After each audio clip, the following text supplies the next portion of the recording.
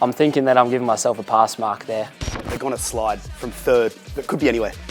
I was absolutely bamboozled.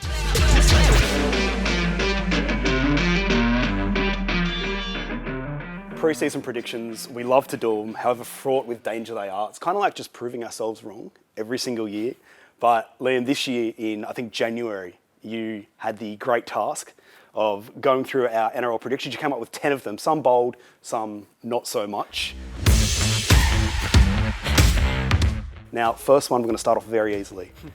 The West Tigers to struggle again, Luke Brooks to face the axe. What are we thinking? I'm thinking that I'm giving myself a pass mark there. They've obviously struggled. They've got the wooden spoon. Luke Brooks has obviously been a maligned player for a lot of his career now. This year he certainly struggled, whether he was playing at halfback or at 6. I thought that the Tigers probably played their best footy while there wasn't much of it when Jackson Hastings was at halfback. Adam Dewey obviously wants to play 5'8", so I don't know where that leaves Luke Brooks moving forward, whether he plays as a utility. Perhaps it would be hard for him to play dummy half with Api Coruscant coming to the club. The rumours of him moving to the Knights, they haven't really gone away for the past 12 months, so I feel like I'm giving myself a pass mark there. He could be facing the axe. That's fair. So we've got one more year left on the deal with Luke Brooks?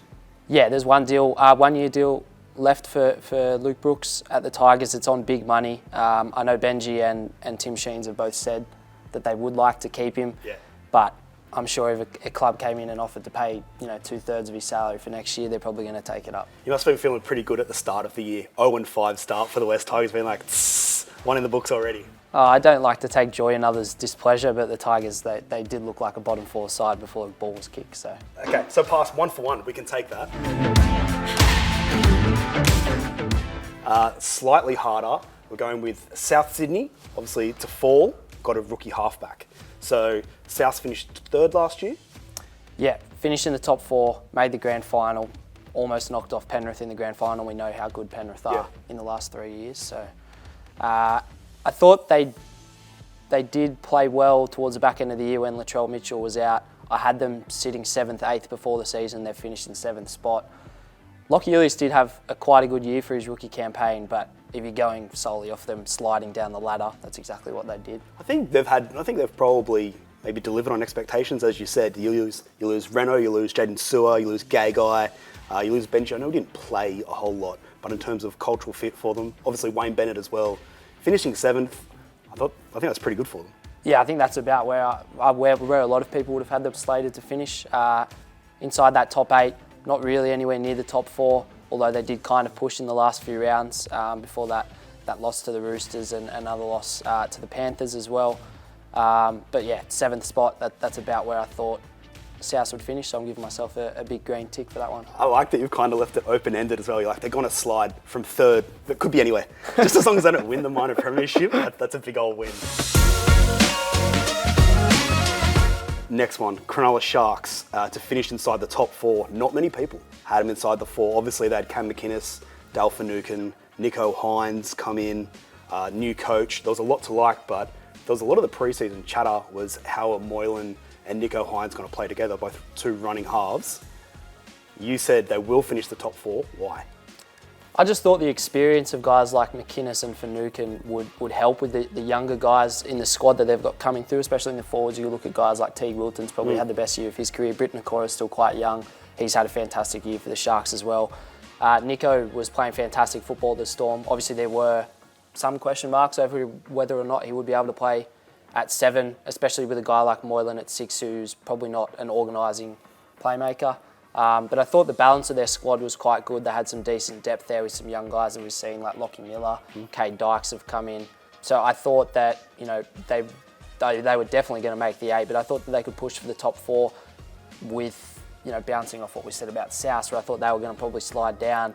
I thought the Sharks, that they were definitely going to make the 8, and I thought that they could push for that top 4. 3 for 3. 3 from 3. Okay. So Sharks from 9th. I'd blocked it out. I'd forgotten they didn't actually make the semis last year at all. Now it's 2nd, fantastic. All right, 3 for 3. Then we move on to the other end of the ladder. Last year, Newcastle finished inside the 8, this year 14th. You said they would slide without Connor Watson and without Mitch Pearce. Pretty straightforward, I guess you'd say, but also they still had a few things going for them. What was it about Pearce and Watson that just made you think there's no chance? I think after the first 2 rounds, Jake Clifford, Adam Clune, they were, blitzing them. They beat the Roosters. Beat the Roosters first round, yeah. Yeah, exactly right. And everyone was thinking that letting go of Mitchell Pearce at the end of last year, who's an experienced premiership winning halfback that's played over 300 games, thought, okay, maybe it's not the end of the world. I think as the season progressed, we kind of realised that Mitchell Pearce leaving was a huge, huge loss for the Knights, especially when Kalen Ponga only played 14 games this season for the Knights and only finished 7 of them due to head knocks, injury, all that sort of stuff. So when you don't have your $1 million man on the field, you've lost an experienced halfback, and you've lost a guy like Connor Watson who gives them a point of difference, or was giving them a point of difference in attack. He's gone to the Roosters and added something there. I think they were 2 big losses, and their roster was already a little bit thin. They didn't look like a team that was going to consistently play finals, even though they did get there the last 2 years, based on teams coming from outside of the 8, like the Sharks. So I didn't see them at the start of the year competing for the finals, and I wasn't too surprised to see them at the bottom of the ladder. Was it this year that Brayley was out as well? Yeah, that's another big one. Jaden Brayley was missing with an Achilles injury that he suffered in the pre-season. Didn't really have much impact by the time he came back there. The season was all but over. Tough one for Nova Castrians. They've got Adam Elliott coming back in. They've got Jack Hetherington coming in. But apart from that, it's not a whole lot. Obviously, they'll have more Ponga, but I don't know if I see them as a top 8 side next year. No, I can't see them rising too far up the ladder. They definitely need a halfback. They're losing Milford as well in the 6. So at the moment, you would look, it's probably Phoenix Crossland and Adam Clune, possibly their halves as it stands, which is why they're probably going so hard for Luke Brooks. 4 for 4. 4 from 4. Feels good. Let's keep going. Okay, so Canterbury's issues to continue for another year. Now, it seems like every year there's a little bit of chatter. This is the year that Canterbury are going to turn it around. They brought a few players in. Burton probably being the biggest name of all. What about that? What about them made you think not a top 8 side, they will continue finishing up early September? I just thought that the halfback is, there's still a problem for them. Fullback was a big question mark going into the season as well. Yep. The guy like Matt Duffy has always been a bit of a confidence player. He was coming in on a 1-year deal, was always going to make it tough. The outside back's a little bit thin. They've got a lot of young blokes, but they didn't have a roster that looked like a top 8 roster. They had players that could certainly help bring them up the ladder. A guy like Matt Burton had a fantastic season. Josh Addo-Carr, for a winger, had a huge impact on their season. They definitely had a better year, but I just never really saw them as a top 8 side, and especially in that first half of the year, their attack was diabolical, to be honest. Once they had the coaching change, kind of took the shackles off a little bit. They probably knew they weren't going to play finals. There wasn't much pressure on them. That's when they started to throw the ball around a little bit more. We saw some results. But yeah, at the start of the season, they didn't really look like a top 8 side for mine. Next year, you'd hope they'd have more out of Tavita Pangai Jr. They've got Reid Marnie coming in, got Kickout coming in. They have another year of Burton. Is anything going to change? Yeah, I think Bulldogs, if there was a team from outside the 8, as much as it pains me to say it won't be the Dragons, I think it's going to be the Bulldogs. Reid Marnie, I think will make a difference in terms of taking pressure off Burton and perhaps Flanagan with his kicking game, with his experience. He's played a lot of big game football now, Reid Marnie. Jeremy Marshall-King had actually a fantastic year. Yeah. But Reid Marnie is, a representative calibre player. You're going to have a full pre-season for Raymond Faitala-Mariner, who's been fantastic since coming back from a long injury layoff. Luke Thompson spent a lot of this year on the sidelines as well. Hopefully he's sticking around. If he gets 20 plus games to the Dogs next year, it's going to give him a lot of go forward in the middle. And as you mentioned, guys like Kickout coming in, that's going to make a huge difference and give them a lot of X factor as well. I just can't say it. All right, so the tick. 5. 5 from 5. Huh? You're about to fall off a cliff. Smiling now. So something very close to your heart. St George Illawarra Dragons to shock the bookies, shock them and finish inside the 8. I was absolutely bamboozled before the season started that the Saints were favourites for the Wooden Spoon along with the Tigers. I thought their roster was far better than a bottom 4 outfit. They proved me right there, but they didn't quite make the finals. Look, they had their moments. They got themselves in a position to play finals, and as they have done so many times, they kind of fell off a cliff towards the end of the season. 26 points, missed out in the 8 by 2 games. probably not. You can't give them a pass mark, but considering where a lot of people had them slated before the year, it's probably not the worst season for the Red V. But obviously, I've got that one wrong. They've missed out on the 8, but 10th spot is more than respectable for where the bookies had them. You talking about the Dragons not playing well, you know, Jack Nicklaus meme? I'm like, yes, that's how I feel, just on loop. You know what? I actually thought the Dragons in parts weren't as bad as maybe their record showed. Obviously, Ben Hunt had the year of all years. I'd be surprised if he doesn't win the Dally M, him or Nicho Hynes, but I think there's still something there for the Dragons, considering when I looked at their roster and the whole Moneyball thing at the start of the year, I wasn't super impressed.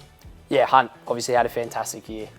The best year of his career, and he's 32 years old. He's been playing NRL for over a decade now, so for him to have his best year, that's a huge plus.